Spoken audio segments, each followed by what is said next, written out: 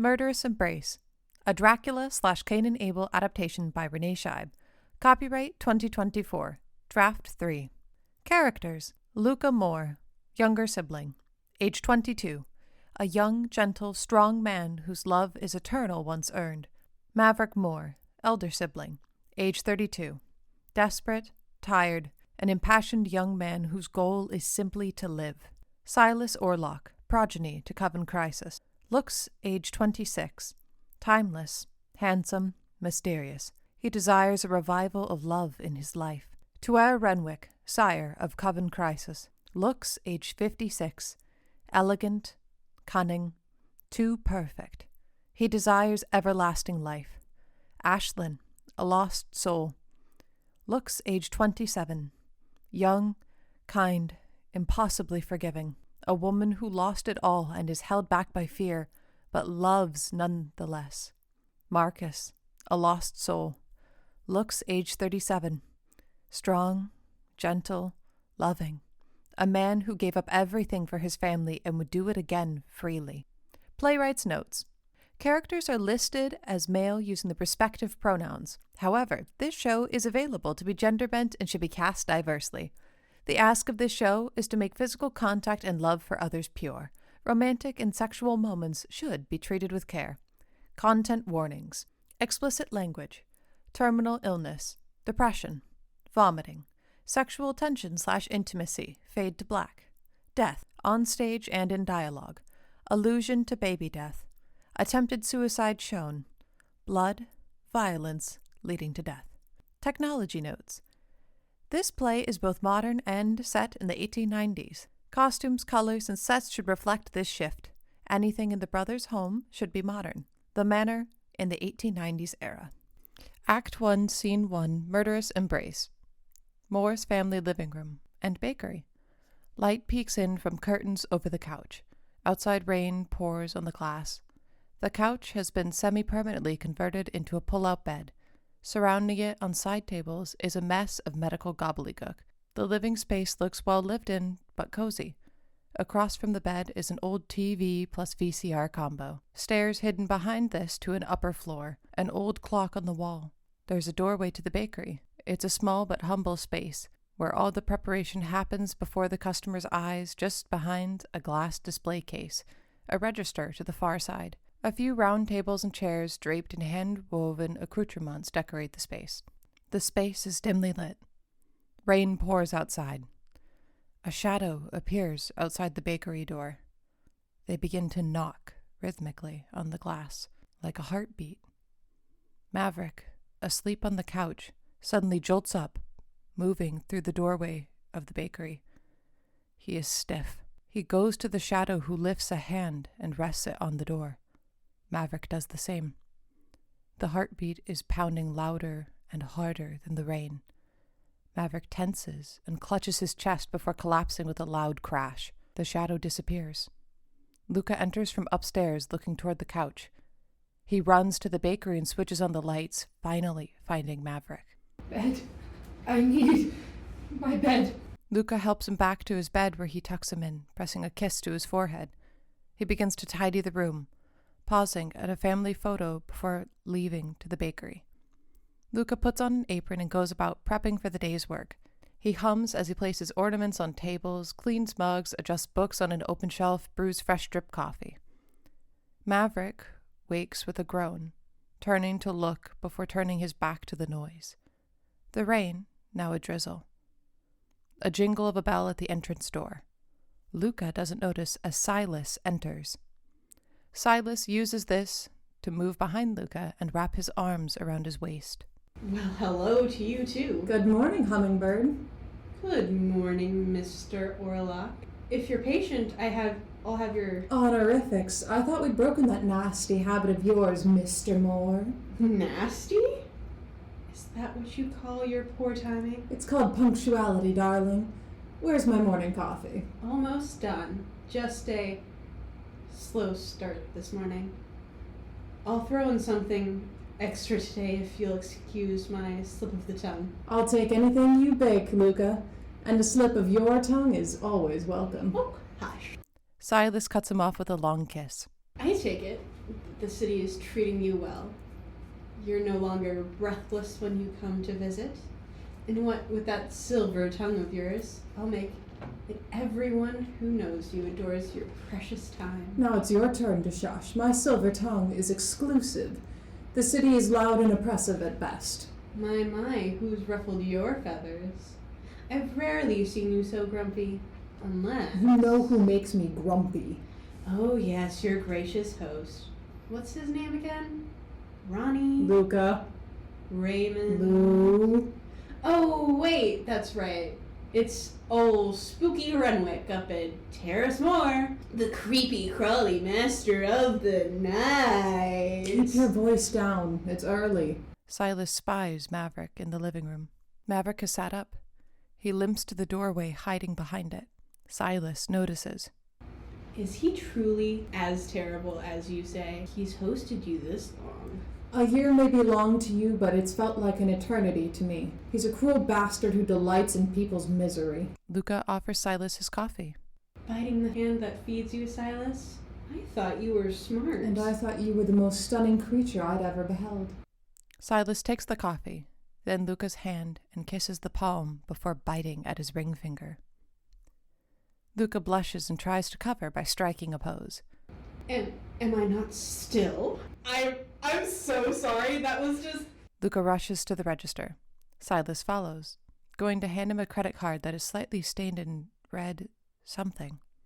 He quickly rubs it off before passing it over. You've got your coffee, and here's the extra I mentioned. It's a scone. Can you just forget that ever happened? Never. Well, then, I guess I'll just suffer. Do you have somewhere to be? Yes, I suppose I do. Silas takes back his card, using the moment to bring Luca in for a final kiss. But I truly do enjoy our morning visits. Give my best regards to your brother, will you? Something changes. Luca smiles best he can. Maverick tightens his grip. I will. Have a good day, Silas. Silas exits. Luca takes a long moment to himself. He readies a plate.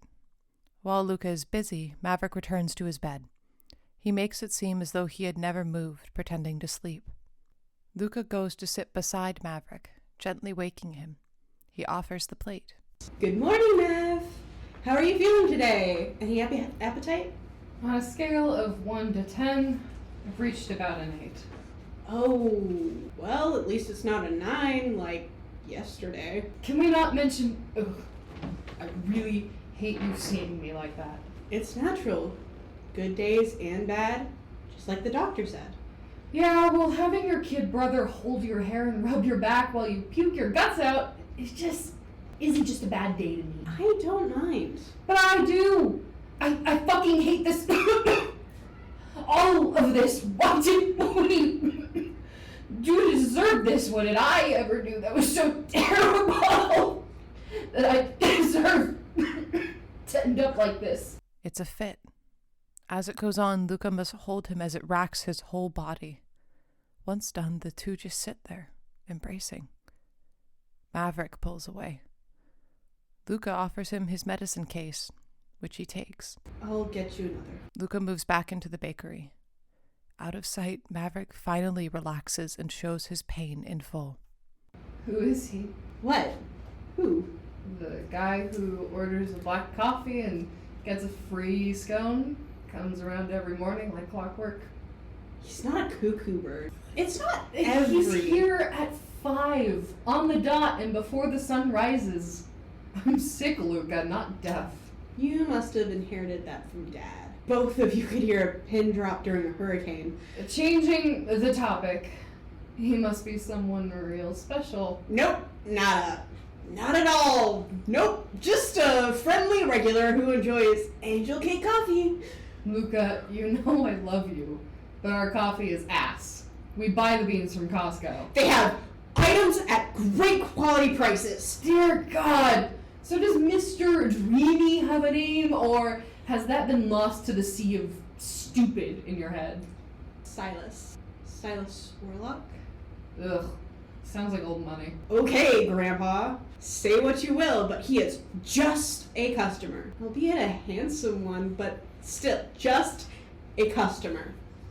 Also, am I some kind of gold digger to you? Here, eat what you can. Gotta replenish what you lost. Yes, Mom. Maverick. Oh, shit. Fuck. I'm sorry, Luca. I didn't... It's fine, Mav. Call if you need anything. A bell chimes inside the bakery. He leaves. Maverick watches. He picks up the pastry and eats a small bite. Damn it. Act 1, Scene 2. A city alleyway. Large skyscrapers looming above. Cold, wet, stone. A large, nasty dumpster. Silas walks in the alley, stopped by an emerging figure of Renwick, who drags something large behind him. You went out. Renwick tosses the still body of a woman, mangled, bloody, and strikingly similar looking to Luca. I did. Have your eyes finally caught up with the rest of us, or do you require spectacles to... You left without my I permission. don't need your... Renwick's hand strikes out, grabbing Silas by the throat. Kneel. Yes, you do. I made you, Silas. I gave you strength. I gave you life. Your life belongs to me. You owe me. You sick bastard. I am powerful. The sire does not tolerate weakness in their progeny. Renwick tosses Silas back. Silas drops the cup, which spills. Renwick clocks this and examines it with his foot. Desire is not weakness, sire. You know how long I've been cooped up in this place without company, without light, without any sense of normalcy. Do I? Forgive me. Time is easily lost after the first 1,000 years. Well, it's not to me. Not yet. Blood alone doesn't satisfy my hunger. It hasn't since... You fed from me. Yes, I can see that. You've not been feeding, per se. More like murder. Don't deny it. I've witnessed your lack of discrepancy. Your luck knows no bounds. And we both know I do not enjoy cleaning up the messes of others. Silas stares as the body of the woman begins to stir and try and crawl away. I never asked for any of this. Toss it. We have no need for useless things. Please! I don't want this. Renwick crushes the woman's throat with his foot. What you did. And what you want no longer matters. The elders have made their decision. I'm to expand our territory.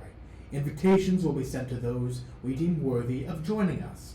Perhaps send one to Angel Cakes. You seem to enjoy their presence. He's simply an attractive face, nothing more. The object of your desire is male. By the scent that lingers on your flesh, I would have thought otherwise. Such a pure soul. Seems reason enough to leave him be. Twar, please, leave them. That family has suffered enough. He has suffered enough. While I enjoy watching you beg, I tell you, look at your past selfishness, Silas. A more perfect sacrifice might never have come along. Renwick moves close, pressing against Silas. Go to him. Persuade him. Bring him to my estate by any means necessary. Will you ever be satisfied? Renwick takes out a silver engraved lighter and flicks it on. Never! The beast I feed is like an unquenchable fire, much like your own. But unlike you, Silas, I take pride in what I've done. All of it. Renwick tosses the lighter into the dumpster, which catches fire. You're a monster. Yes, I suppose we both are. Renwick exits. Somewhere in the distance, thunder rolls. Damn it. Silas stares at his hand, then the body, and the fiery dumpster. He grabs the woman and throws the corpse into the inferno. Scene 3. Night creeps in. Maverick is asleep as a film plays on the TV at a low volume. Luca is closing the bakery. A landline phone behind the counter rings. Luca rushes to grab it. At one point, He checks a notebook. Yes. Right. No, you have him taking a regular antihistamine already. Okay. His last blood work was completed back in, March. Right, yes. So, the results were inconclusive again. What exactly does that mean? Okay. But his oxygen is lower than last week, and the number of his fits has increased. You said that... No, he hasn't really been able to keep anything other than liquids down for more than maybe half a day? Okay, alright. We'll see you Wednesday then. Thank you. Have a good night. Goodbye. Lightning strikes, illuminating the space as all electricity goes out. Luca is unsurprised. Reaching beneath the register, he brings out an old lantern. It ignites. He checks in on his brother. All is calm. The chiming of a bell. Luca turns to face a drenched Silas. He drops the lantern, which shatters as the candle goes out. Silas! Are you alright? You're soaked to the bone. Here, let me... Silas grabs Luca and kisses him. The two indulge in each other until Silas calms. I've had a rough day. I can tell. Wait here, I'll grab something suitable to help you dry up. Can't have our best customer getting sick now, can I? Silas watches Luca as he scrambles to find anything bigger than a tea towel. Finally, he returns with a large fuzzy blanket nearly twice his size. Luca goes to wrap Silas in it. Silas grabs him and pulls him beneath the blanket. Luca sits on Silas's lap. Why do you do that? What? Why do you give him credit when I've only ever seen you working? Day in and day out, you're incredible. Silas, not this again. Do you know that? I'm nothing special. You're everything special. Luca tries to get up, but Silas pulls him back. It wasn't always just me. Angel cakes was my mother's idea. At least that's what Mav and Dad told me. Apparently I'm just like her in every way. My smile, my eyes, my hair. Your spirit and heart? I didn't take you for the spiritual sort. Really? What sort did you take me for then? The silent, brooding kind. Like a modern-day Batman. But a good mix of modern actors rather than the one from the 80s. Dressed in black and not that dark blue. It wouldn't suit you. Well, what a well-studied man you are. Film major? History, with a focus on cultural folklore. I wanted to work in a museum.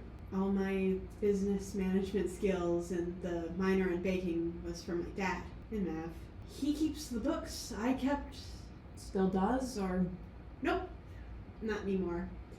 I had to outsource. It's our neighbor now. Good old Clarice. Sweet old lady Clarice. Yeah, she and my mom go way back. Well, they did, but... Thunder rumbles. What about you? You never talk about you. And I know you're all mysterious and super sexy, but tell me something about yourself. Did you ever study anything in particular? Wait, let me guess. Ornithology. Or psychology. Biology? Some type of ology. Not quite. I studied medicine, a bit of religion as well, but I put my primary focus on medicine. There's good money to be made there. Not only would I be able to help others, but I could help my family. That's really sweet.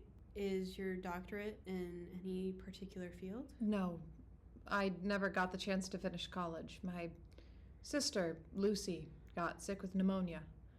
She was recovering, but it was slow. City air. So we tried to move away from it all. Lightning flashes. The sound of waves crashing. A boat horn blaring. Distant screaming of so many. A female voice screams distantly. What made you come back? Renwick? Oh. Maverick is coughing. Luca looks back. Everything quiets. How long? 4 years. My dad was sick for 9, but this time the doctors aren't so hopeful. That must be hard for you. It's nothing I can't handle. I'm strong. Strength has nothing to do with... It's fine. I'm fine. We're fine. Maverick is going to get better. I have hope enough for the both of us. Hope is fantastic, but But nothing. Silas leans in for another kiss. Luca hesitates before going in, more desperate than before. You know I'd do anything for you. really, Anything. Say my name and I'm there. my own personal genie. Another kiss. You're not omnipotent, Silas. No. But I'll hear it. And I'll be there. Silas. Trust me. Luca nods, embracing him. You know, my host has asked that I formally invite you and your brother to our estate. His practice of medicine far exceeds my own. He might be able to cure your brother. His ailment could become a thing of the past. That's impossible. One can only hope, Luca. Luca is shocked as he says it. He's never said it out loud. It's tragic. I didn't mean it. Oh, God, forgive me. Luca begins to cry. Silas hugs him closer. He glares at the closed doorway. Lightning strikes. Blackout. Scene 4. 4 years ago. Maverick walks down the stairs. He's healthy. He wears an almost business-casual uniform with an Angel Cakes logo on the shirt. Entering the bakery, Maverick flicks on the lights and begins preparing for the day. A bell chimes as Renwick opens the bakery door but doesn't enter. Good morning. Welcome to Angel Cakes. My name's Maverick. What a lovely shop. Thank you. You can come in. I just hadn't had the chance to turn the sign around. Well then. Renwick enters. The world shudders. Maverick starts to cough before everything returns to... Truly, what a cozy little abode. Cafe. It's family owned by yours truly. Family owned. Yet I only see you. Why is that? Personal circumstances. Sorry, Can I get something for you? I'll have a fresh batch of toffee muffins out of the oven if you give me a minute. Sounds delightful. Great. Renwick spies through the open door to the house. Pardon me, but it seems you have a draft. Oh, just one moment. Just a moment. Renwick removes the ring from his hand and places it atop the display case. What happened to your other employees? Sleeping while you toil away? If so, that seems quite rude. No. I work with my little brother, Luca. He's on spring break from college, but he's been up late every night applying for scholarships. I've told him we can handle taking out a loan, but he insists on doing all his school stuff by himself. Wants to prove how much he's grown. I think he's overcompensating. Just a tad. He's a fantastic student. Always has been, you know? Oh, sorry, I'm rambling. No need to apologize. Renwick reaches out a hand to pat Maverick's. It seems you have much to get off your chest. Do I? It has been a couple of rough months. Due to your brother being away? Yeah, that and our father just passed away. You might have known him, Marcus Moore. Mr. Moore, you say? Yes, I met him once at a charity auction. He was very kind. Sounds like him. Donating even when he didn't have much to give. The oven timer goes off. Maverick goes to fetch the muffins, handing over a bag which causes the ring to fall. The metal clattering is loud and heavy. Well, Mr. Moore would be proud to see you now, Maverick. Even a stranger can see that. Good day. Renwick goes to leave. Maverick comes around the counter and picks up the ring. As his fingers first touch it, a jolt of static makes him wince. The world shudders again. Wait! I think you dropped this. It appears I have. Thank you. Good day to you, Maverick Moore. And again, thank you. Renwick leaves. Maverick watches, giving a small cough into his hand. From the Moore home enters Luca, but younger. In his back pocket is an off-brand phone playing Jortstorm, or something like it. Luca grabs the coffee pot and a comically large mug, emptying much of the coffee into it. He goes and sits on the counter beside Maverick. Good morning. Shut Oh, well, fuck you too. Luca downs the coffee like it's water. Maverick watches with horror. Luca refills the mug. Luca flips him off. The phone rings. Maverick goes to answer it. As the call goes on, he loses his breath and coughs more frequently. Hello, thank you for calling Angel Cakes. How can I help you today? We have a deal on cupcakes going on right now. A dozen for $10, so long as they have basic buttercream frosting. Just a sec. Can I get a name and date for that? No problem at all. We'll have that ready for Thursday. Right. See you then. Oh, fuck me. You good? Be a hell of a lot better if you were helping. Screw you. I help all the time. Who was it that picked out all the lace dollies? And the cushions? I even built the chairs. And tables. We bought them at IKEA. Oh, I thought it was Costco. That's where we got our shitty coffee.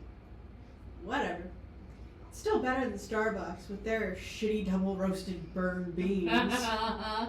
Well, can you shove down your coffee conglomerate hatred and take over for, I don't know, an hour? An hour? What the hell? You know I have like 5 more essays to write and submit. And they're handwritten. You're the one who wouldn't buy a laptop. Nah, Mom, I can just go old-fashioned with school, no biggie. Your impression of me is crap. Lou, please. I have headaches and could use a proper break. I didn't even eat this morning. Can't you do this tiny favor for me? It's not like I'm asking you for the world. All right, get off my back and go. Take a nap, cranky pants. Thanks, Lulu. And remember, be nice. Like an angel. I got it. Now go. Maverick tries to exit. Luca disappears. All lights surge and shatter at once, leaving only a bright, white spotlight on Maverick. White and red lights flash together like cameras going off. Sounds of people shouting medical jargon, buzzing and zapping noises, crying, and underneath it all, a heartbeat gets louder and louder until Maverick? everything is silent and dark, aside from 2 spotlights and the heartbeat, now low in the ground. Maverick turns and stares at Ashlyn, who is just outside the bakery door, which is barely visible as a boundary between them. What? Mavi, look how big you are. You're not real. I know I shouldn't ask, but how are they? Who? Them. Our little miracle. Luca. You're asking about... A boy? I had another boy. And that's what Marcus named them. I really thought he was going to stick with the pattern. What pattern? Remember? A's on one side, M's on the other. Always equal, always together, always connected. If they were a girl, we were going to call them... Angel. Hi, baby. I was... You... Shh, it's okay. Navi, I just wanted to see you while I had the chance before. The heartbeat begins to get louder and faster. I'm so sorry, Mavi. I want to stay, but he's coming. Who's coming? Mavi, whatever you do, don't... Ashlyn's spotlight slowly changes to red as she screams and clutches her stomach. The heartbeat has gotten so loud it's almost deafening. Then it slows. 1 beat. 2 beat. The 3rd beat is so slow. The 4th stops before it's done. Ashlyn is gone. A flash of lightning. Maverick screams. Present day, early morning in the bakery. Maverick has not moved. He's back to his disheveled body. Maverick yells and begins to destroy the bakery. As he does this, he gets weaker and weaker, coughing more and more frequently. During this commotion, Luca and Silas run down from the stairs of the house. They both rush to the bakery and turn on the lights. They watch Maverick collapse and begin to vomit blood. Luca runs to his brother, clutching him close and trying to find that weak heartbeat. Maverick! Maverick, please breathe! Luca looks up, holding his brother close. Finally, he looks to Silas, sobbing. Silas! Scene 5. Terrace Manor front door. An enormous stone entrance with imposing dark wooden doors. A storm has grown as wind and rain batter those foolish enough to be caught in its wrath. Luca follows as Silas effortlessly carries Maverick. He pulls at Silas's coat, who stops. May I? Silas carefully passes Maverick to Luca, who buckles under the weight. Silas goes to help, but Luca clutches his brother. Silas leaves the pair to go to the front door. Mav, look. We finally made it up the hill. Remember all those dares to ring the spooky manor doorbell? And Ding Dong Ditch? Well, now we're here, Mav. I know it's hard, but I need you to give me something. Just a little hope. Boo. I need you to be strong for me. Please, just smile. I'll get better if you just... Silas, you promised. Please. Before Silas can knock, the door swings open as Renwick walks out. He carries a glass vial containing a dark, almost black liquid. Silas grabs Renwick's arm, eyes locked on the vial. You cannot... The man is dying and the blood is old. He will not turn. And I'm to believe you. You are. For his sake, release me. Silas retracts his hand. Renwick breathes deeply before placing the kindest, most gentle look on his face. Silas is repulsed by the affair. He remembers this man. Monster. Introductions can come later. Boy, keep your brother upright, and we can help him consume this. What is it? An old remedy passed down from generations. Hurry now. Luca tilts the vial into Maverick's mouth. The substance that flows is thick with age. Just as Maverick finishes, he lurches over the vial flung away. It shatters. Maverick coughs. It seems like another fit before a gasp of strength is heard. He lets out a sob before suddenly fainting. Luca goes to catch him, but is instead replaced by Renwick, who easily hoists Maverick into his arms. I'll take it from here, boy. You've done enough. Renwick enters the manor with Maverick. Come on. I'll show you to my room. Silas offers his hand. Luca looks at it for a long time before accepting it. As he stands, the weight almost brings him back to the ground, but Silas is there. Silas places his mostly soaked outer coat on Luca's shoulders and ushers him inside. The doors to the terrace manor close.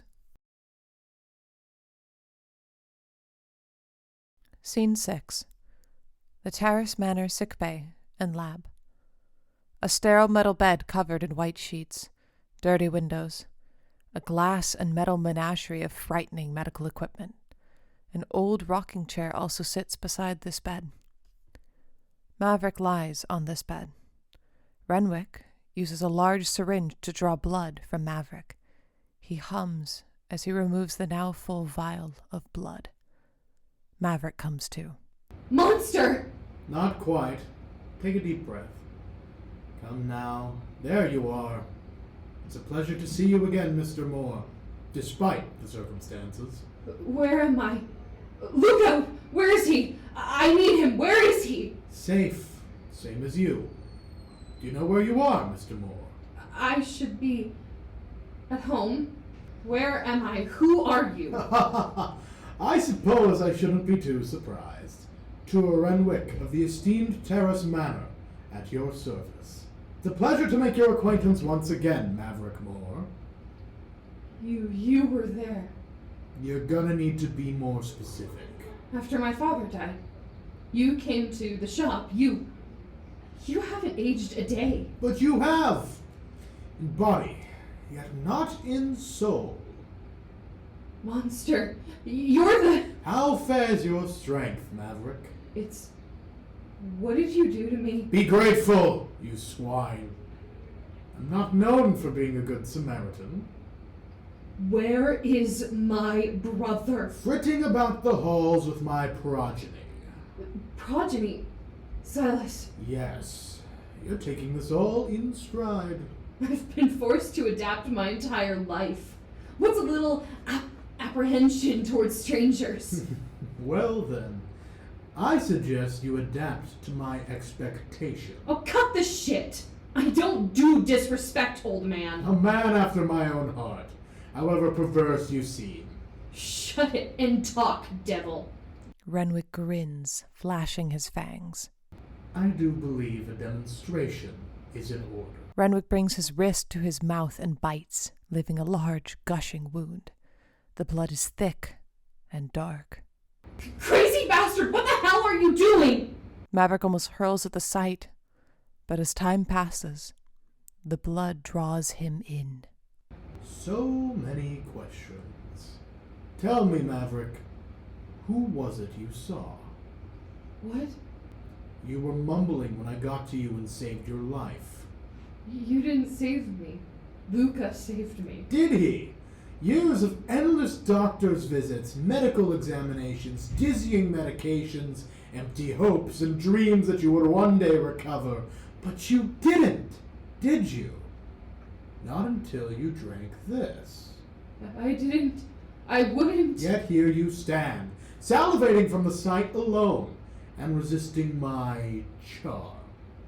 Your bloodline was always very capable, you see. The fuck are you on about? So you've never traced back your family tree, found that all the men tragically died from some incurable ailment. But only after they had at least one son. Correct. Have you been stalking us? Us? No. You? Perhaps your father? Yes. I am quite a bit older than I first appear. Would you please clean that up? Pray tell, why should I do anything you ask of me? Is it because you've begun to drool at the mere sight? Has your heart started to race? Do you want to kill me, Maverick Moore? What did you do to me? I saved you! I am craving blood, whatever you did to me! Is temporary. What? This elixir of life. It's potent, but not permanent. Maverick's strength begins to wane. The fuck do you mean? You... Gave you a taste knowing it would fade. I'm gonna need you to stop interrupting me before I actually try and kill you. Well then let me cut the shit. You have 2 nights before your body becomes a corpse once more. And as much as I would enjoy watching your brother's tears stain a hollow sack of bones... I'm not dead, fuckface! I'm breathing, heart beating, I can smell and hear and walk and... You spoke to the dead. Only a corpse can freely converse with those beyond this plane, or those whose bodies contain more than one soul. But you, Maverick, have only one, and it's trying to escape. I died? For a moment. Do you know why you were brought here? No.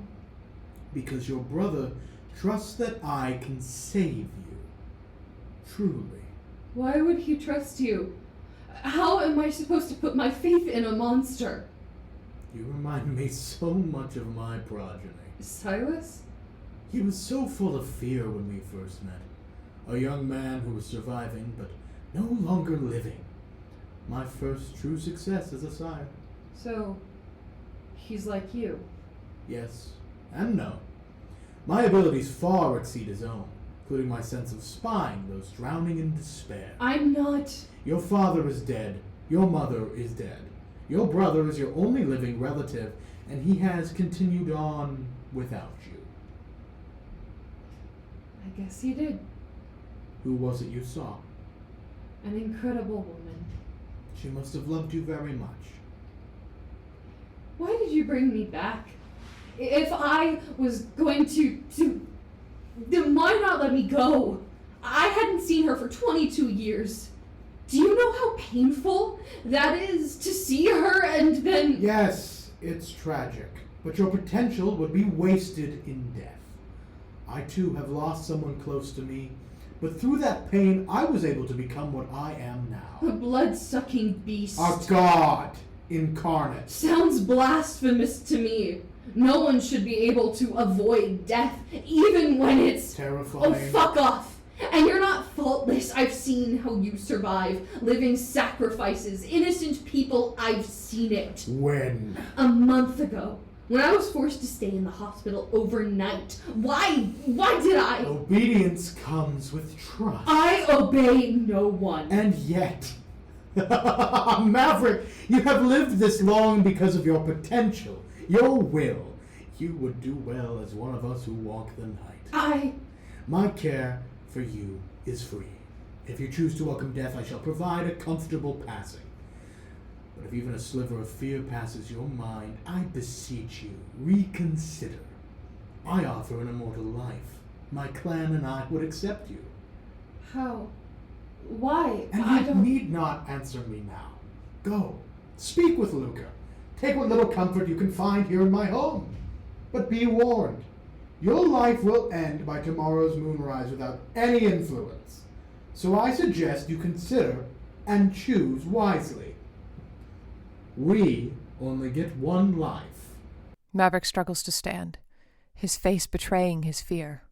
He flees the room. Renwick observes the blood that he had drawn.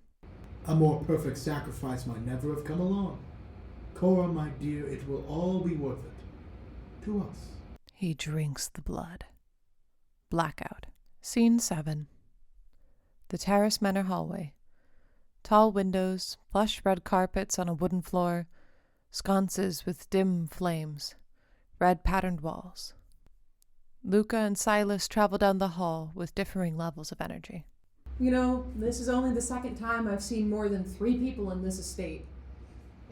Oh? Yeah. Last time was after my introduction here. It was a celebration of sorts. About 100 guests attended. Renwick says it was his first gathering in centuries. Centuries? How do you mean? This manor is often neglected by the populace, despite its outward appearance. Only he and I reside here, and the occasional cleaning staff. Okay. So, you really do live here? I hate to say yes, but... You didn't seem all that bad. Who are you talking about? You're the one who... That was Mr. Renwick, wasn't it? Yes, it was. You always described him as some sort of malevolent beast of a man, a monster. He is. Why is that so difficult to believe? He wants to save Mav. And? Renwick once saved me. That doesn't make him my savior. Then what is he to you? Don't make me say it. Not now. Why not? Because we need you here. Silas, what are you talking about? He needs you. Who exactly are you talking about right now? Maverick. You're his world, aren't you? I wouldn't say that. Why not? Luca, you've sacrificed everything for him. Wouldn't you? I did what anyone else would, Silas. That and so much more. Most would have given up hope, but you just keep going. You're Stop. incredible. I'm not. You are. Why can't you just... Please stop. Why won't you let me... Silas, please. Stop. Okay. I'll stop. Thank you. For what? Respecting your boundaries?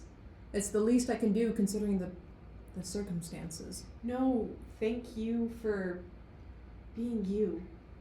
I think you might be the only normal thing in my life. And you've always been there.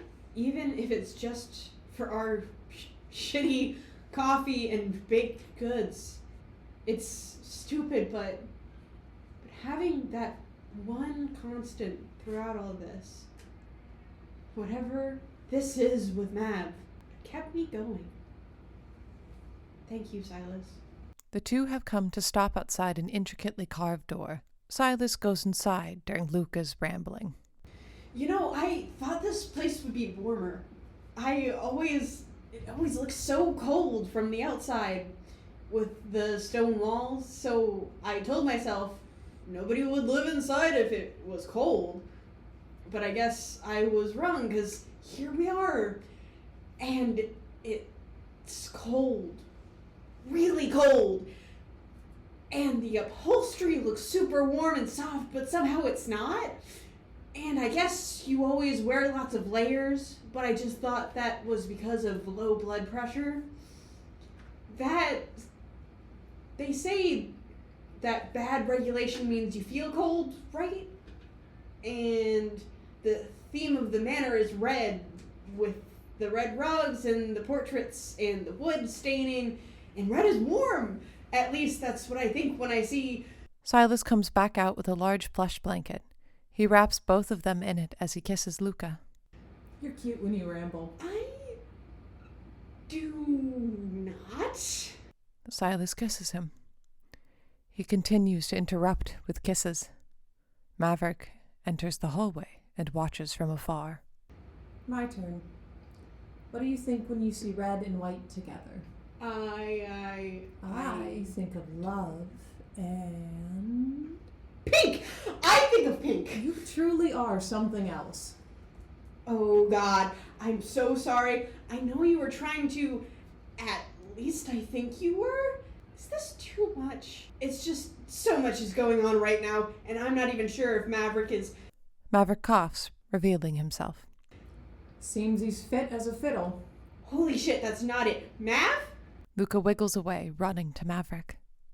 I thought I'd lost you.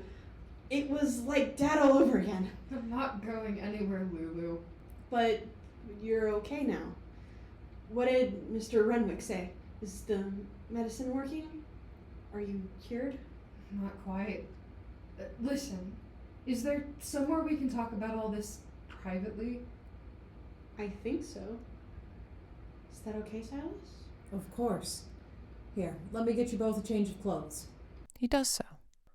Luca leans into Maverick. I'm really happy you're feeling better, Mav. Sure seems like it. What did you... Silas returns with 2 folded piles. He passes them to Luca. I hope these are enough. I apologize if they're a bit too big for you, Luca. It's no problem. I can show you both to your room now. We can find it on our own. Just give us the directions and we'll be off. Mav. It's up the hall. Take a left. Large door carved with a snake. I'll be right here if you need anything. Great. Let's go, Luca. Maverick starts to go. What can I do to thank you Thank me? What are you talking about? for all this? There has to be something. Name it and it's yours. Fine. Have dinner with me. What, tonight? When else? Really? That's what you want? And now of all times? Yes. Nothing else. There is plenty else I want from you, Luca, but none that I would ask for first. Well then, I'll think about it. I'll be eagerly awaiting your response. Luca, let's go. Luca goes apologetically. Silas watches and then enters his room. Scene 8. Terrace Manor Guest Room. The room is nothing short of Gothic extravagance. Plush comfort across all sittable surfaces. A warmly lit fireplace decked in finery and clean antiques. The space is lit by old gas lamps on the walls. Despite the constant rain pounding on the window, the drapes are tied and open. Maverick and Luca enter. Each take time during the scene to change their clothes. Only Luca is shy about hiding his body and its many. Did you ever think we would be surrounded by all this Luxury, wealth, crushed velvet bullshit? No.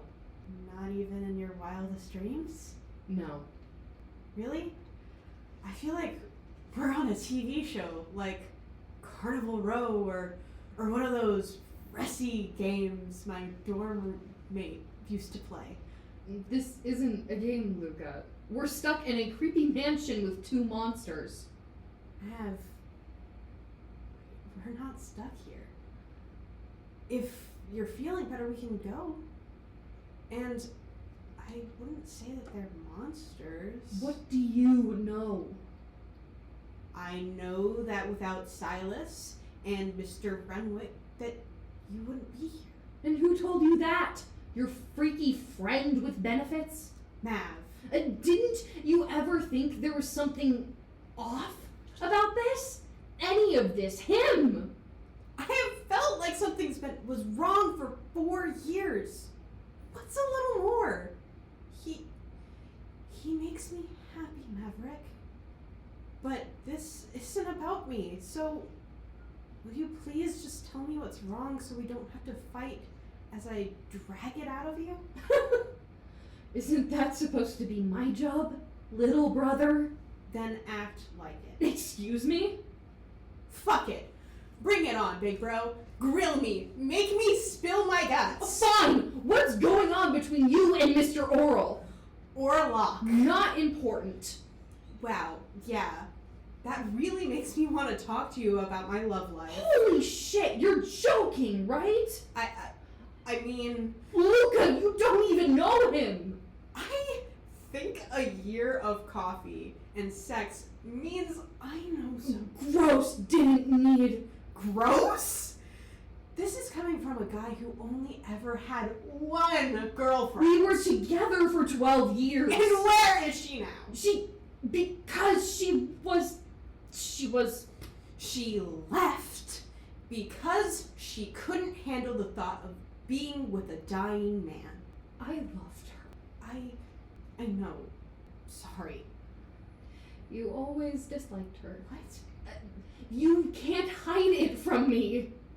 I didn't need to like her. She wasn't my girlfriend. Well, at least now we know for sure that your taste is strictly men. Respectfully?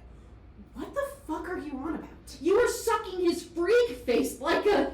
At what point did Silas become a freak? When the ringleader bastard told me what they are. An emptiness fills the space. What? They are? Do you even hear yourself? Luca... No. Now it's your turn to shut up and listen. I understand that you're scared, but they have given you, exactly what was necessary. He saved you, and Silas saved me. Do you know how many times I thought about leaving? Just walking out that door, or throwing myself from the second-story window. No? Of course not. Because I always kept a smile on my stupid face for you. I gave up everything for you. I was in college. I have lived my dream. Gotten away from the city. Worked in an old museum surrounded by real history. But I stayed for you. For our family. I can't do this without you. I hate it. Can't you be thankful or happy or just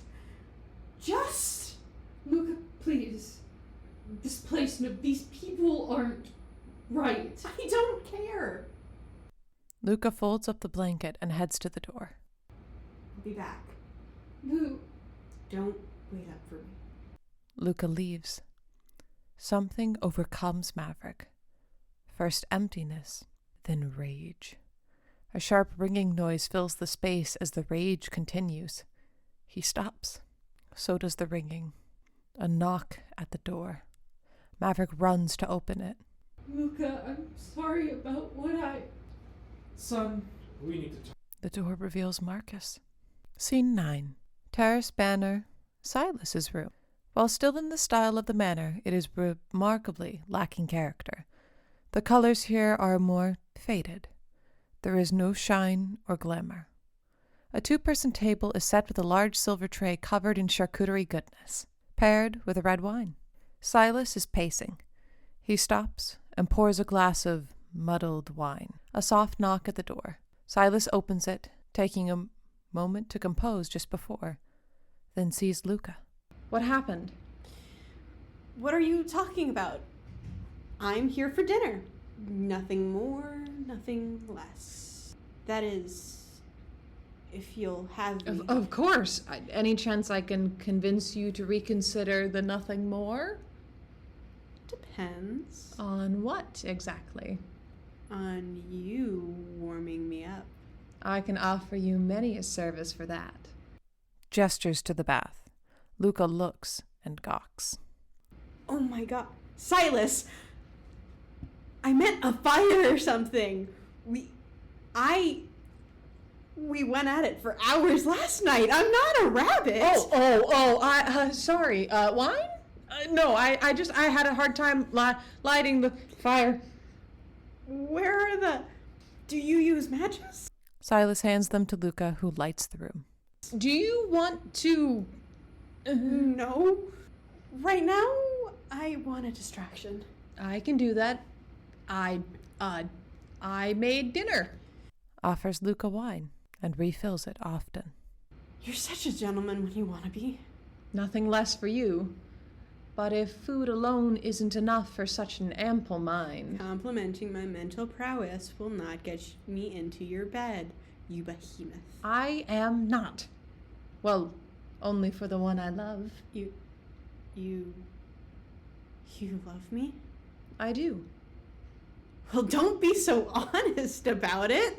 It's only been a year. A fantastic year. Time and love are unlikely friends, so I tend to waste neither. Same as my mother. Will you tell me about her? What about you? I hardly know more than your body. I want to know your mind as well. Like you, I keep a low profile. Ouch! Such a cold shoulder. I'm shy. I have spent years in that bakery, Silas. The last time I opened up was in a stupid college class forced to do icebreakers.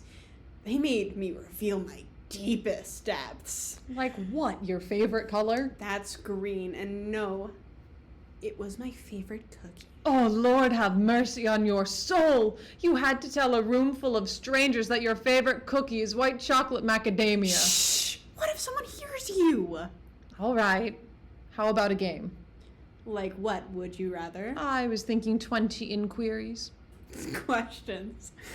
20 questions. Same difference. Would you like to start? Such a pure gentleman. What's your favorite color? So simple. I happen to like simple questions. What do you think it is? Red. Close. Think it's opposite. Pardon? Blue. My favorite color is blue. You know, opposite red on the color wheel. Oh! Haha! I knew that. Totally. Sorry, I never really paid attention in any of my art classes. History Was always your passion, I remember. Such a good listener, Mr. Orlock. Would you like a gold star? I'd much prefer something sweeter. Also, enough with the honorifics teasing. You're in my room and I've been in yours plenty of time. We're there. Okay. My turn. And just so you know, I've wanted to ask this for a while. Well, go on. Now I'm excited. What is your favorite myth or story from folklore? Oh, Lord. Do we have all night? We have however long you can tolerate me. I think I can tolerate you quite well, and for many hours. You little vixen. I quite like the story of Camilla. That's not a myth. What do you mean? They both stare. Does he know? It's a novel. Oh, that. Well, yes, but, well, An avid fan of Gothic novels all of a sudden. What else have you been hiding from me? Nothing! I mean, I do enjoy them. The novels, I mean, they were always sort of there for me. Maverick and I sort of bonded over our love for fairy tale with a happy ending. But, you know, happiness doesn't last. I guess it was in the cards for one of us to turn to tragic stories for comfort, right? There's nothing wrong with either. I myself enjoy the occasional tragic romance. What, like Romeo and Juliet? I'm sorry, do you have a problem with Shakespeare? Yes! I mean, come on! What is wrong with that guy? He is the embodiment of a written enigma. And personally, I find him overcredited. I suppose so. But that rare once-in-a-lifetime love is hard to write. Most modern romances are far too oversaturated with frou-frou idealities. Now that I can agree with. Oh, I've got a good question. Out with it. What is your favorite ballet? You think I've ever had the pleasure of seeing one? What? It fits your whole aesthetic. Well, sorry to burst your bubble, but I've never been. I hear tell the Nutcracker is always enjoyable. Boo. You can't just say something is good if you've never seen it. What? So other people's opinions are invalid? Completely moot? Not always, but mine are always perfect. Luca, so possessive. It's quite a charming trait. I'm just teasing. Have you ever noticed how literal you are? Not really. I suppose it comes from my father. That man truly was as dull as a doorknob. Any other family secret you're willing to divulge? Something that makes you the man you are today? My younger sister, Lucy. The one who is sick. The very same. I wish you could have met her. She was such a little fire spirit. You know, she trained me in things, all things manner-related. The tiny devil even taught me how to read and write. Can you imagine that?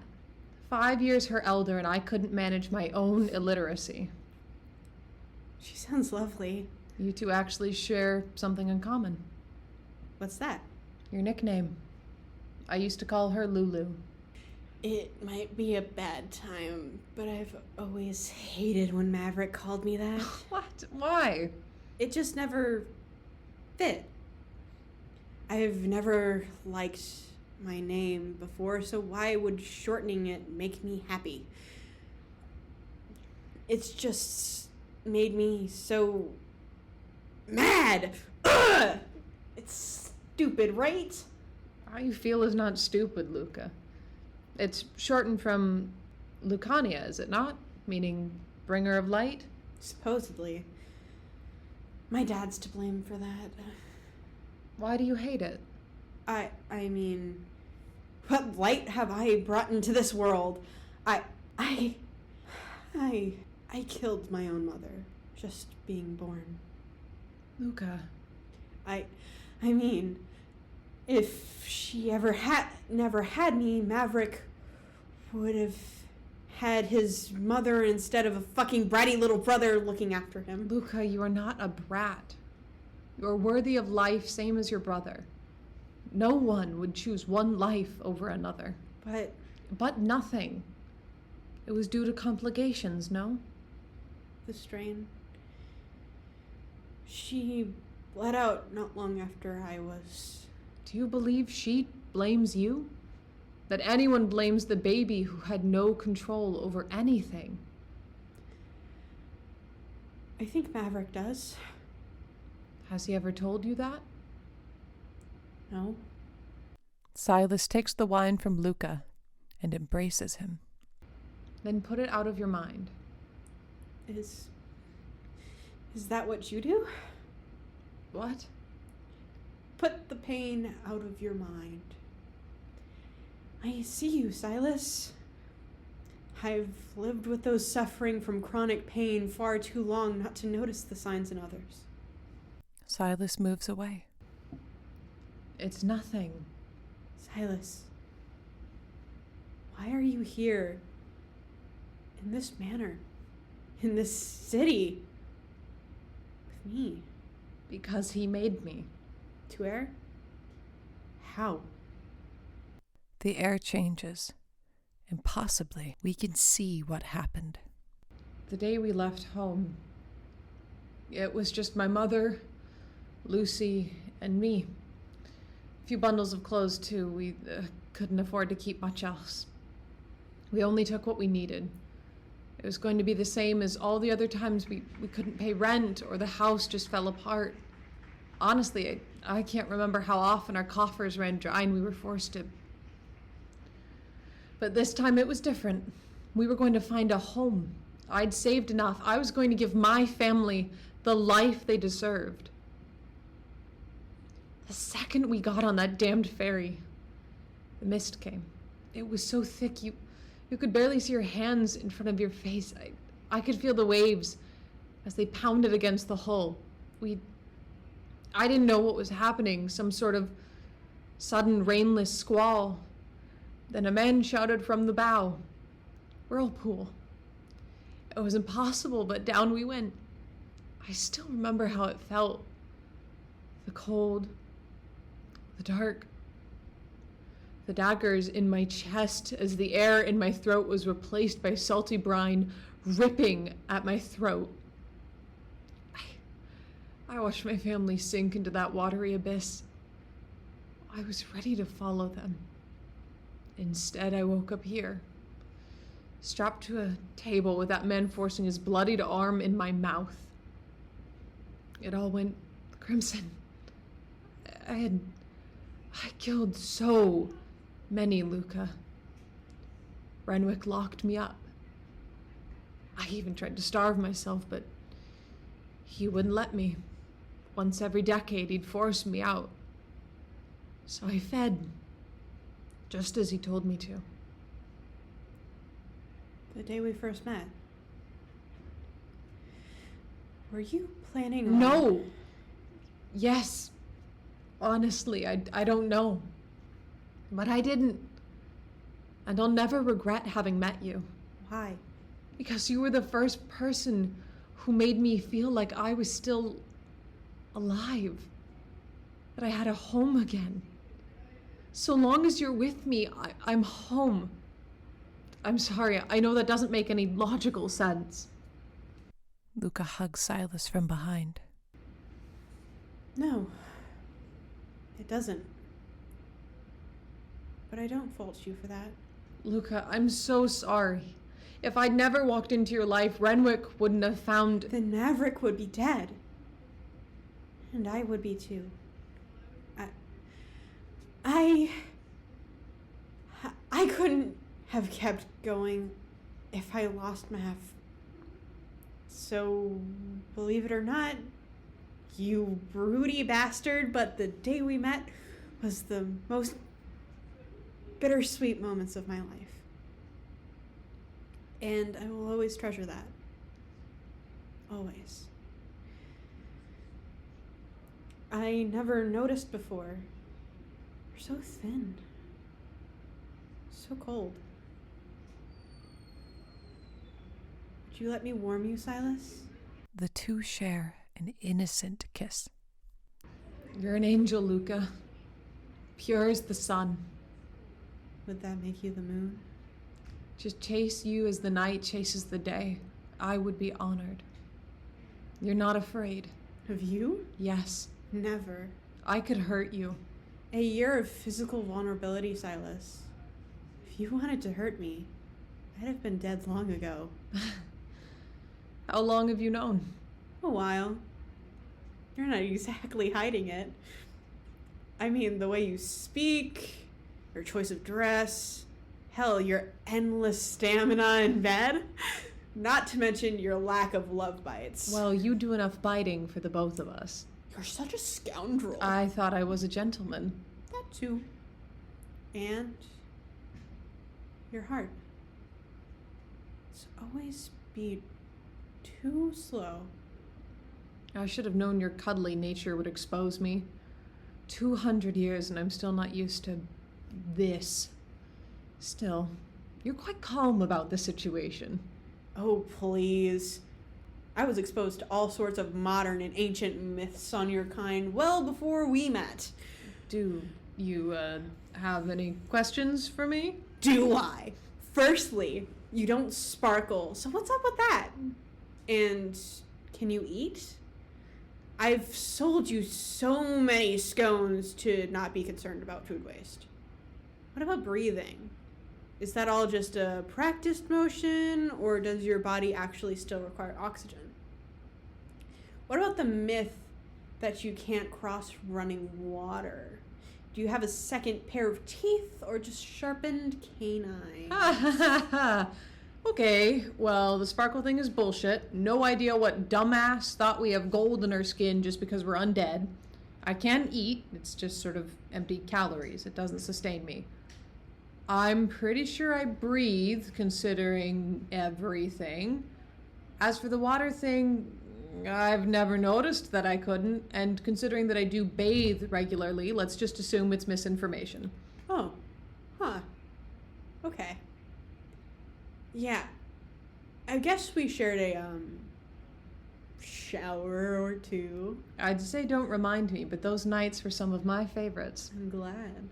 Is that why you called me Batman when we first met? Your intuition told you something was batty about me? Well, I don't... You remember that? How could I not? You practically called me out in broad daylight. To be fair, you are quite pale. And mysterious to boot, apparently. You know that quip sent me into such a spiral? What? How so? Suddenly I had to learn what a Batman was. You forced my reintroduction into modern society. Is that what kept you coming back to Angel Cakes? No. It was the sun-touched angel who served my coffee. Oh, you. My moonlit devil. Luca begins pulling Silas to the bed. The two struggle as they disrobe one another. Enough of this. Whoa, wait, I thought you said... Shut up. Shut up. I've got the most handsome distraction right in front of me. Now distract me. As you wish. They kiss. Scene 10. Every word spoken feels like a lifetime of loss. Maverick and Marcus sit on the bed, side by side. Mavi, there's no need to be so sensitive. Last time I saw you, you were in a hospital bed. You know, before we put you in the ground. You didn't put me in the ground. How did you? I was cremated. Clarice handled all the documents. Good old Clarice. Shut up. Maverick. You're not him! You're not here! Mavi, I am. Marcus holds Maverick's hand. Dad? Hey, buddy. Maverick hugs Marcus. Whoa. It's okay. I got you, bud. I'm so scared, Dad. I don't know what to do anymore. After you died, I tried. I promised you I tried, but I ended up just like you. I couldn't be strong. Mavi, you've done so much. Look at the life you built. For you and your brother. No! It wasn't enough! I couldn't keep going. I wanted to die, Dad. I wanted to be with you and Mom again. I wanted you to be proud of me, but... I am proud of you. 9 years. Without me, and you have done wonderfully. All I ever wanted was for both of you to be happy, Maverick. A darkness begins to creep in. I was. For a while. Then I lost it. First Mom, then you. Even Chrissy left me. I've lost everything. That's not true, Mavi. You have Luca. He stayed, didn't he? He didn't have anywhere else to go. Luca was away, studying history in the biggest of libraries. He didn't have to come back, Mavi. He chose to, because he loves you and cares for you. Same as me and your mother. Stop! Just shut up! Don't you get it? She's dead! You're dead! I'm dying! The only reason Luca cares is because I'm dying! Mavi. No! You don't get to talk! You haven't been there for me. 4 years, Dad! I've been alone for 4 years! You don't get to come back now that I'm preparing to... I don't know what to do. I don't want to die. Dad, I don't want to die. I know, Mavi. I wish things weren't like they are, but they are.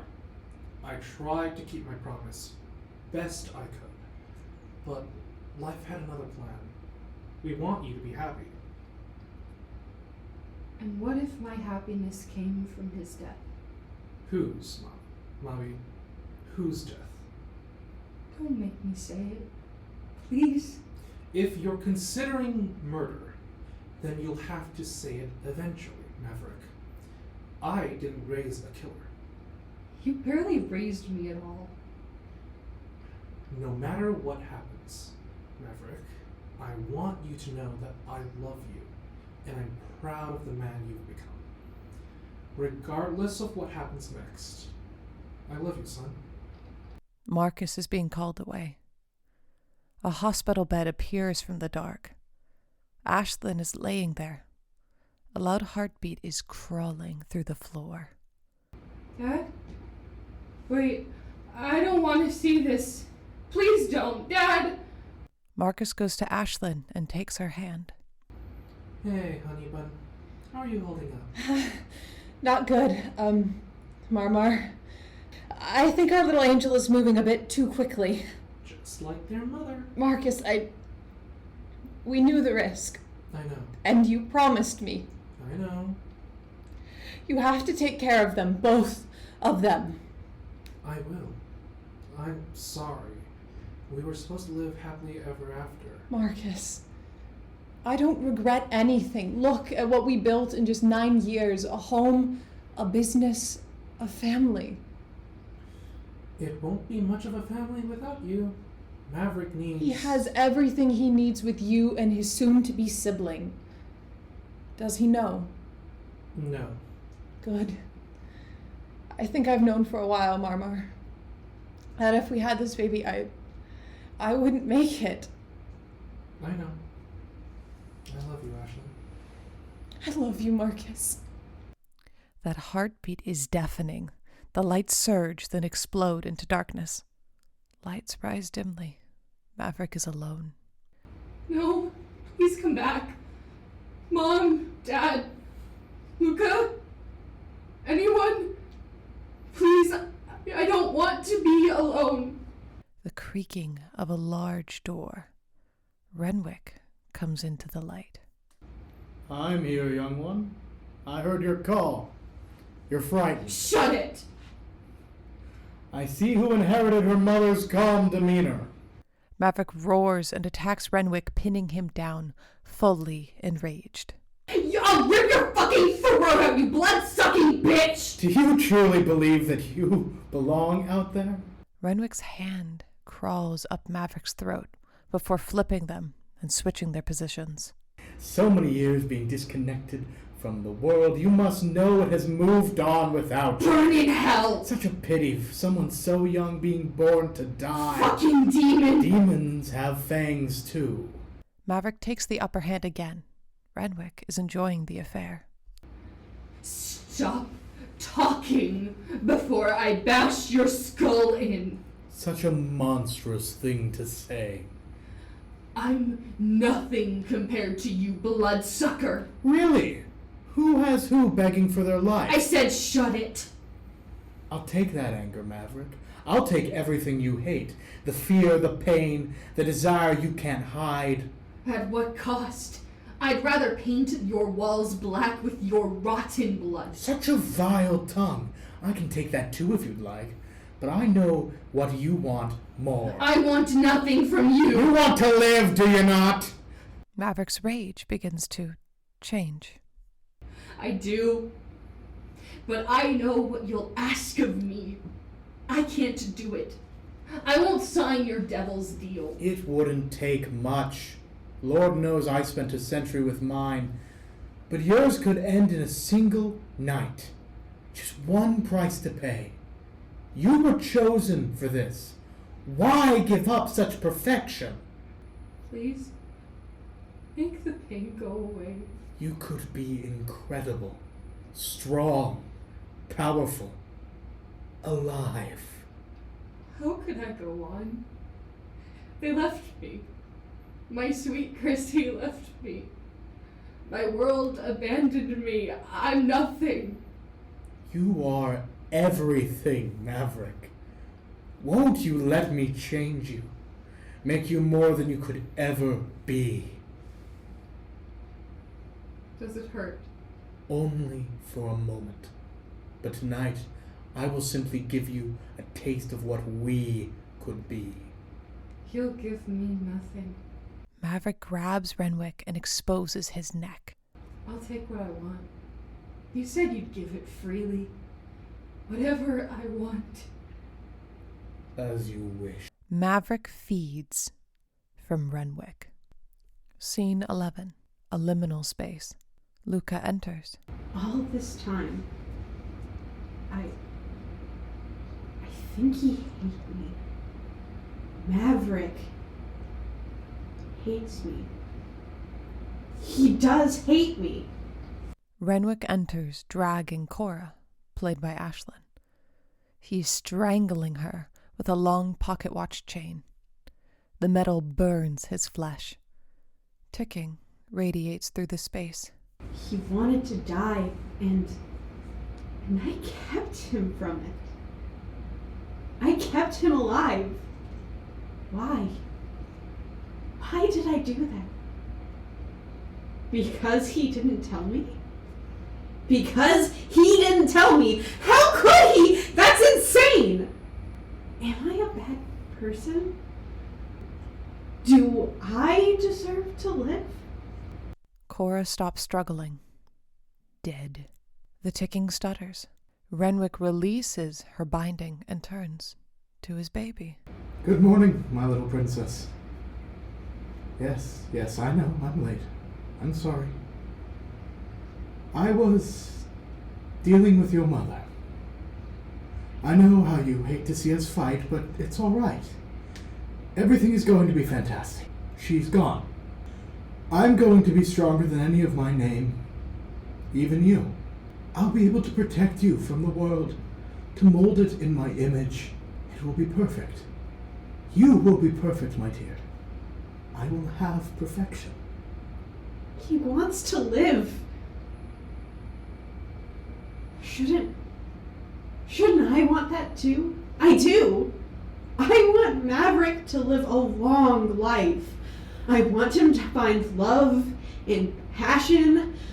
I want him to travel and see the world, to taste all the food and drinks. He should get that. It's what he deserves. 4 years of hell. He deserves the best life can give. Life should give him everything, right? That's what I want. Right? Princess, I heard you've not been sitting well with the wet nurse I hired. But that's all right. I'll find you a new one. One who will bond to you. A new mother. A better one. Although, I must admit, your mother was a truly special woman. She could turn a man's heart to ice or fire with a single look. Of course, you must have witnessed that so many times before she left. But no more of that. How about a bedtime story? What do I want? No! What I want doesn't matter because all of this is about Maverick, not me. Why is it about him? Because he's sick. Because he needs me like I need him. Does he? He's better. He can get better without me. I'm not what he needs anymore.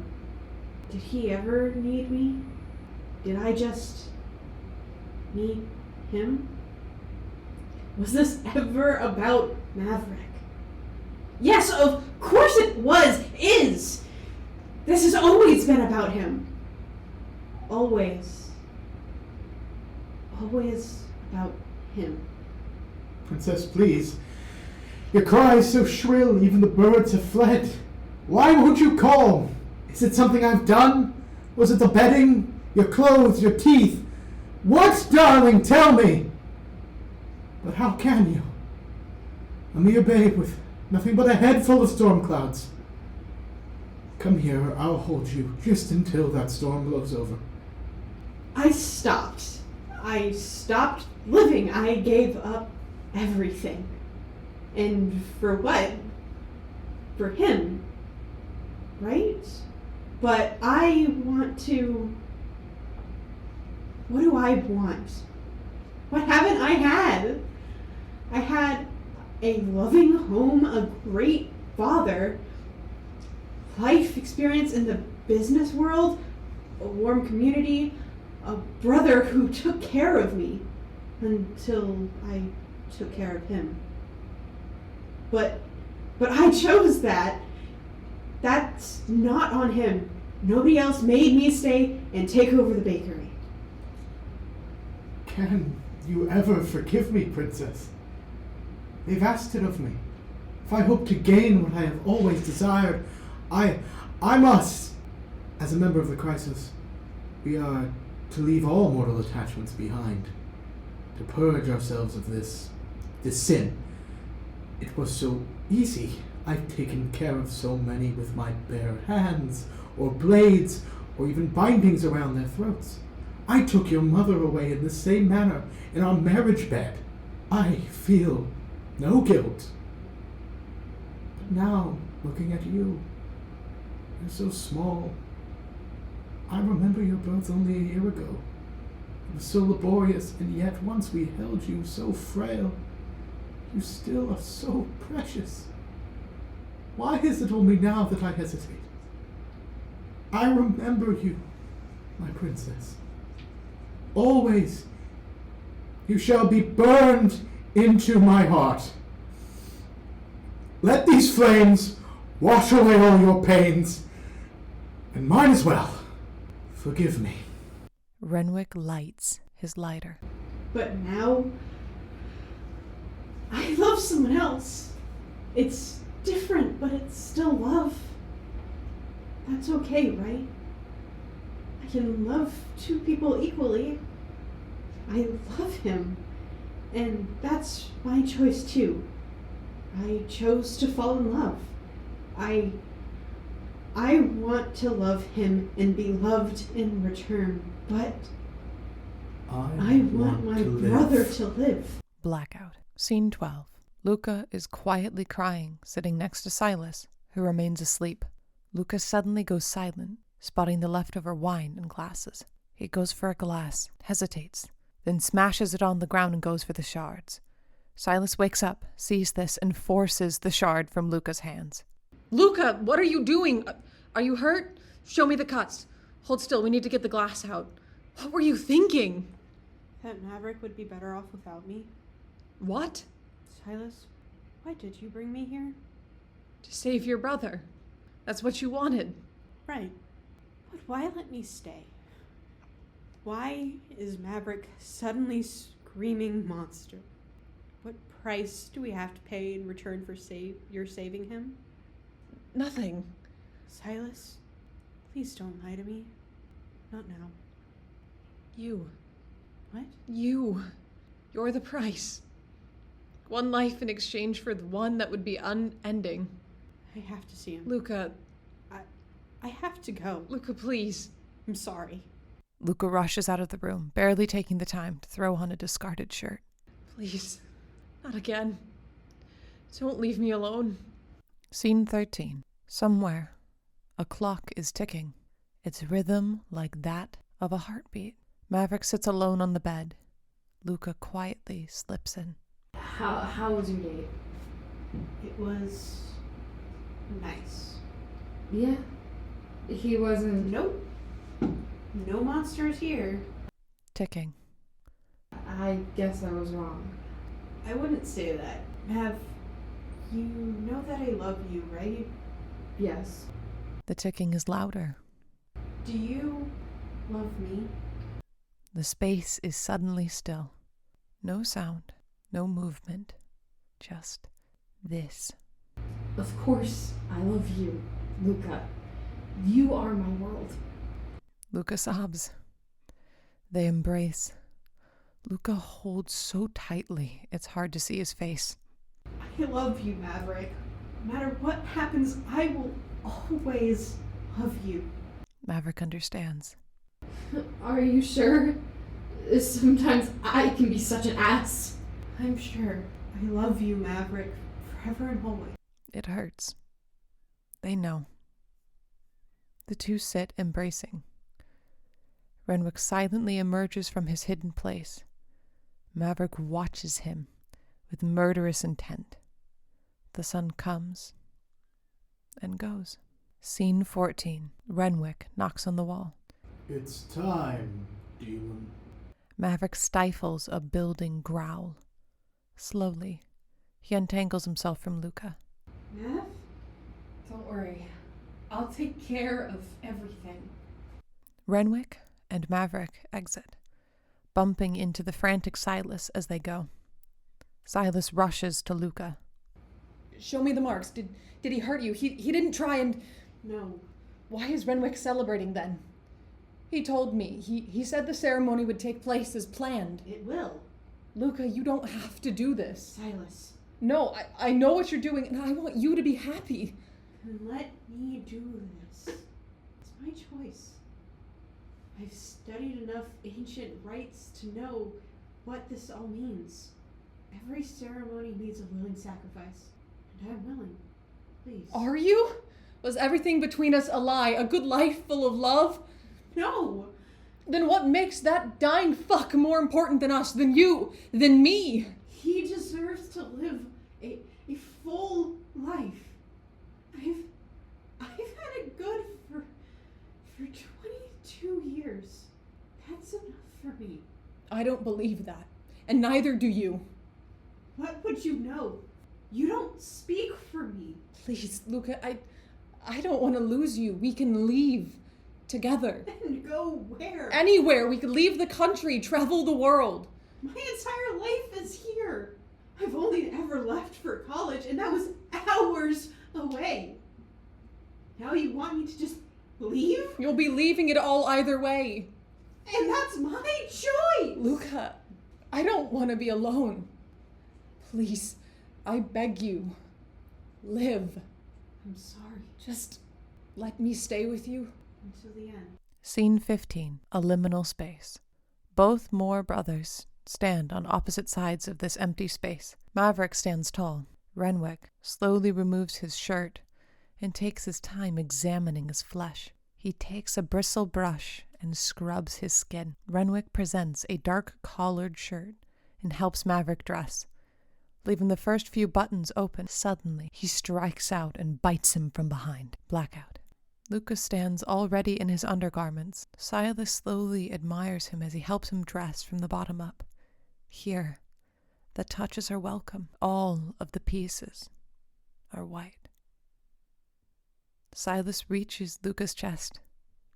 He takes a moment to listen to his heart. The two embrace. When the time feels right, they kiss. The lights fade. Scene 16. The Terrace Manor dining room. A large room full of red and dark wood. A long carved wooden table is decorated in roses and white chrysanthemum. In the middle of this table is a large bronze bowl filled with flaming coals and silver kindling. The space is shadowed, lit by many candles and moonlight from stained glass windows. The room is filled with those dressed in long dark robes, faces obscured by hoods and porcelain masks. 3 of these figures wear metal masks. Renwick and Maverick enter the room to soft applause. Renwick now wears a suit of crimson, while Maverick is dressed in black. My coven, we gather here tonight to welcome another into our midst.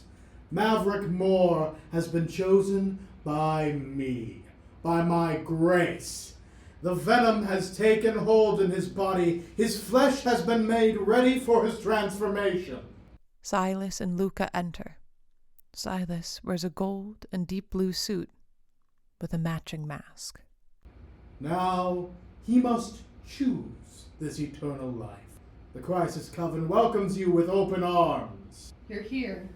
Always and forever. What did he do to you? Nothing I didn't. You look handsome. Do I? I'm told it's the traditional to wear white. And you're sure you're... No. I feel terrible, actually. Fuckface said it was all part of the process. Of course. One must get weaker before they, like a fever before it breaks. How do I make the choice? Your body has been emptied. All you must do is simply take the sacrifice's life, Feed from the last of your kin and become one of us. Maverick, don't do I this. thought we were through with this disobedience progeny. You think immortality is a gift. It's a curse. A lonely curse. I didn't get a choice, but you do.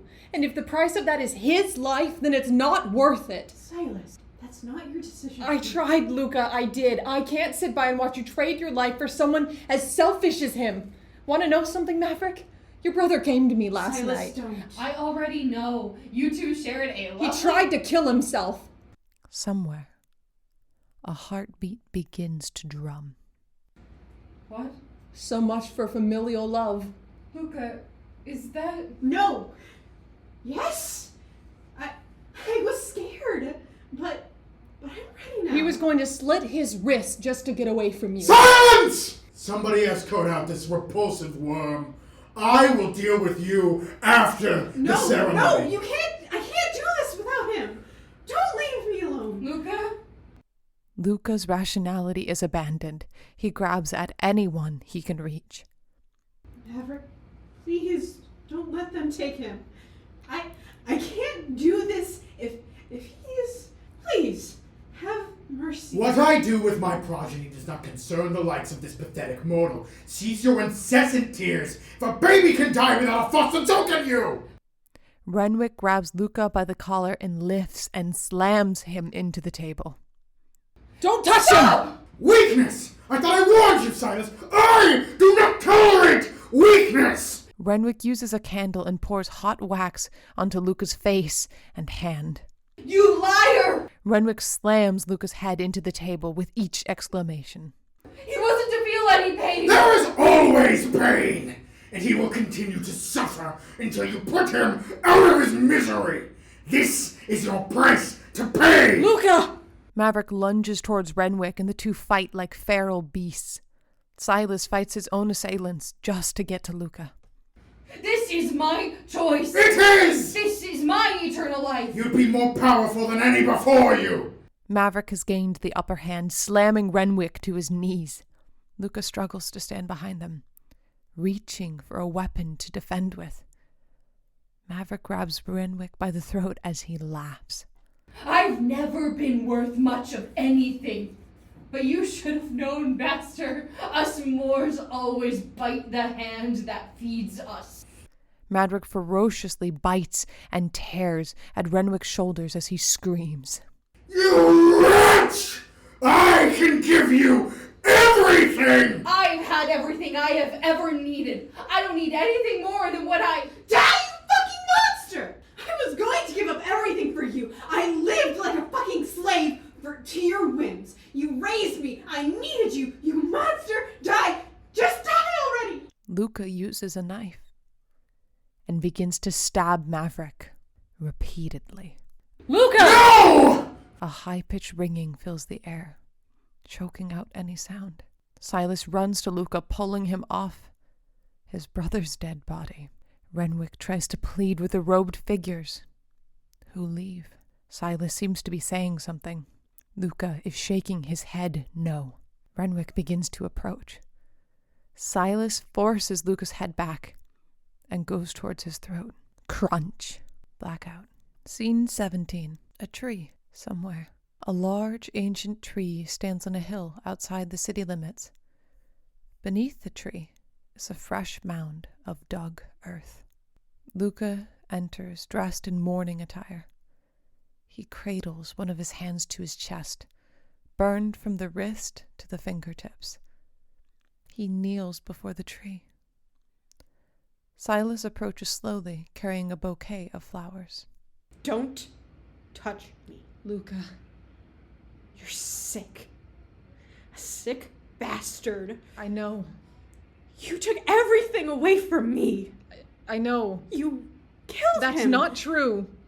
This is all your fault! Luca, please. Stay away from me, you fucking monster! I'm sorry. Do you think I would forgive you? Lou. You made me like you. A godforsaken freak. Renwick was going to kill me. I was going to be with them, with my family. I know. Do you? Or was your sob story a fucking lie? All that lip about wanting to die with your mom and sister, and then when it's my turn... I couldn't let you go. This was my choice. Who are you to tell me to live? The man who loves you, and I want to continue loving you, if you'll let me. I do love you, Silas. But Maverick is dead. I killed him, and I know that blame is mine, but it's also yours. And I don't know if I can go on loving the man who refused to let me die, who forced me into eternal life. But we're free now. What? I'm no longer bound to him. Because of you, we're bound. Don't you feel that? The pull? All I feel is empty. That's not... What? Were you expecting a happily ever after? To run away into the sunset? That I would forgive you without a second thought. I may have used that knife, but you, Silas, put the thought in my head. You had to live. Fuck you. Don't look at me like that. I just don't understand. And I don't care. I'm leaving, Silas. Where will you go? Anywhere. Someplace that I can feel something again. Luca presses the burned hand to his chest, moving it then to the dirt. Always and forever, big brother. I love you. Luca, stop. Luca slaps Silas as he tries to grab him. Goodbye, Silas. Luca goes. Silas stands there watching after him. The lights fade from above him, leaving only a silhouette of a person and a tree.